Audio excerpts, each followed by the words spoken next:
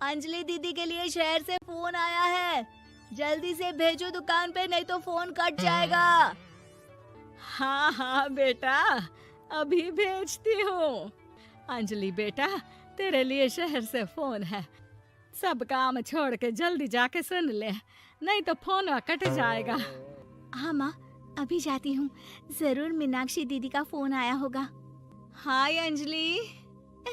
नमस्ते दीदी, मेरा मतलब हाय, कैसी हो आप?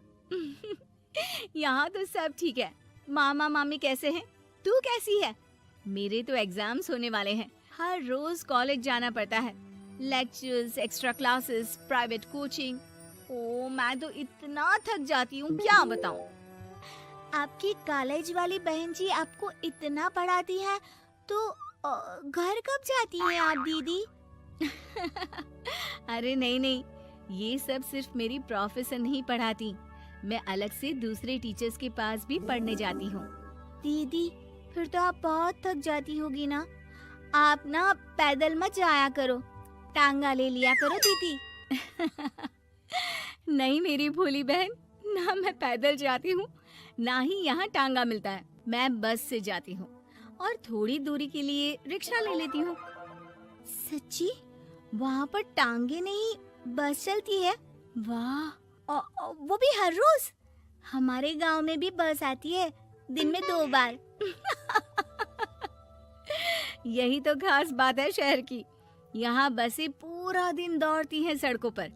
और सिर्फ बसें ही नहीं, कार, स्कूटर और ट्रक भी।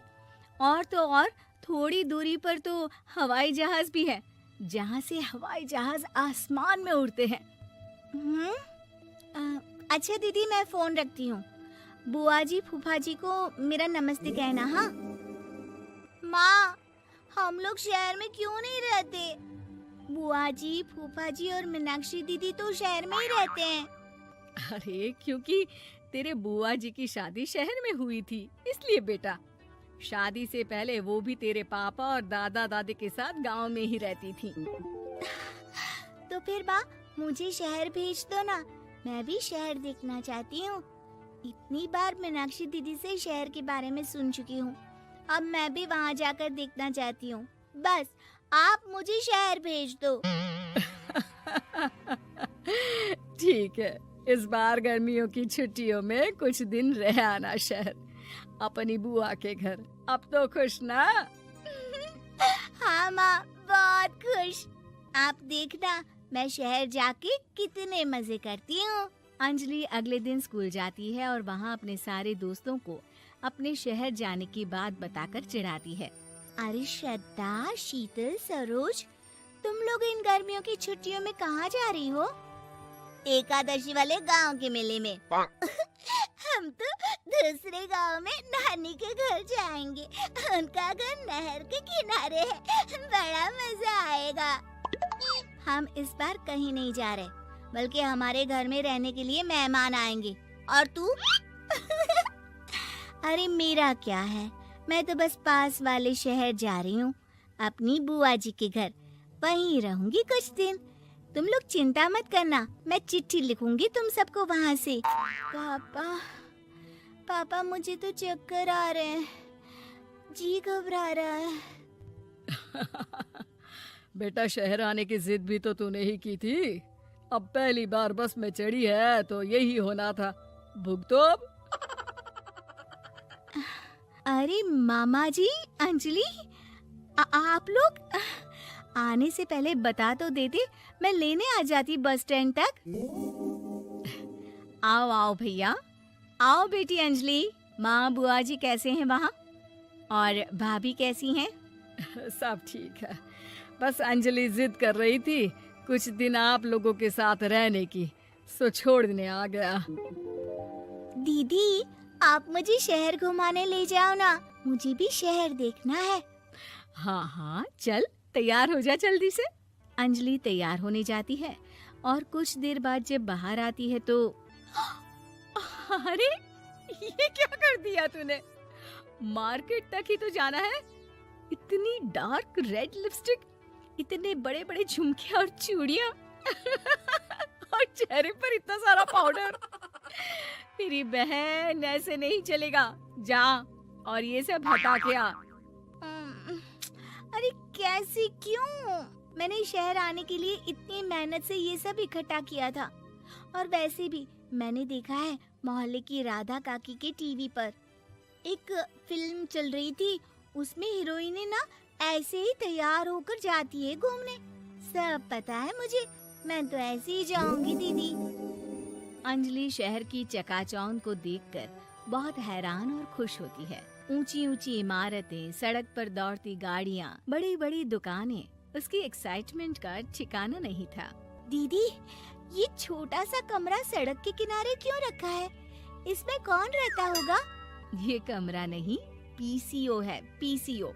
यहाँ पर लोग फोन करने आते हैं, सिक्का डालकर। ओह, हमारे गांव में तो दुकान पे ही जाते हैं बात करने। अच्छा चल, तुझे रेस्टोरेंट में खाना खिलाने ले चलती हूँ। Excuse me, 2 plate noodles please and 2 Cola. Meenakshi को ऑर्डर प्लेस करते हुए अंजलि बहुत ध्यान से देखती है और थोड़ी ही देर में ऑर्डर लेकर वेटर आ जाता है और खाना टेबल पर रख देता है। अरे, ये लंबी लंबी सेवइयाँ खाते कैसे हैं दीदी? और इसके साथ कोई अचार, प्याज, मूली कुछ भी नहीं दिया, बस ये छोटा सा पेट खुजाने वाला दे दिया है। गांव में तो छोटे छोटे चावल ही होते हैं जो कि हाथ से ही खा लेती हूँ। अब इसे कैसे खाऊं दीदी? एक्सक्यूज मी, एक चम्मच प्लीज, और लिटिल प्याज और अचार और मूली और एक गिलास मट्ठा, वो बाद में। हाँ। अब ये सब सुनकर आसपास बैठे लोगों को हंसी आ जाती है। मीनाक्षी भी अपनी हंसी किसी तरह रोकने की कोशिश करती है और वेटर मुस्कुराता हुआ वहाँ से चला जाता है। अंजलि समझ नहीं पाती कि सब किस बात पर हंस रहे थे, लेकिन वो छिप जाती है। दीदी, मुझे लगता है कि मुझे इन सेवइयों को ऐसे ही खा लेना चाहिए, इसी पेट खुजाने वाले कांटे के साथ। एक काम कर, तू मुझे खाते देख, जैसे मैं खाऊं तो भी वैसे ही खा ले। ठीक है दीदी। अंजलि खाते खाते नूडल्स में सिरका ज्यादा डाल देती है, फिर ऊपर से नमक दानी से खेलते हुए काफी नमक भी अनजाने में छिड़क लेती है। अरे, ये क्या क्या खा लिया? अरे हाय हाय, कितना कड़वा है। पानी पानी, ये काला शरबत ही पी लेती हूँ। और जल्दबाजी में अंजलि जल्दी जल्दी कोला पी लेती है, जिससे उसके नाक में झंझनाहट होती है। दीदी, मुझे ले चलो यहाँ से, मैं ये सब शहरी खाना नहीं खा सकती। अब शर्म के मारे मीनाक्षी अपनी बहन को वापस घर ले जाती है और कहती है कि देख अंजलि, माना कि शहर और गांव एक दूसरे से बहुत अलग हैं, लेकिन इसका मतलब ये नहीं कि हमेशा शहर ही बेहतर हो और उस वजह से हमें वो सब करना पड़े जो हम नहीं कर सकते। शहर में सहूलतें तो हैं ही, पर चुनौतियां भी हैं। हम जहाँ भी रहें, हमें कभी अपने आप को कम या ज्यादा नहीं समझना चाहिए। हर किसी भी नई जगह में ढलने में समय लगता है, उसके लिए तुम्हें दूसरों की नकल करने की कोई जरूरत नहीं है। बेटा, घूम लिया शहर या अभी और घूमना है? नहीं पापा, मैं अपनी गलती समझ गई हूँ। आप गांव ही ले चलिए मुझे।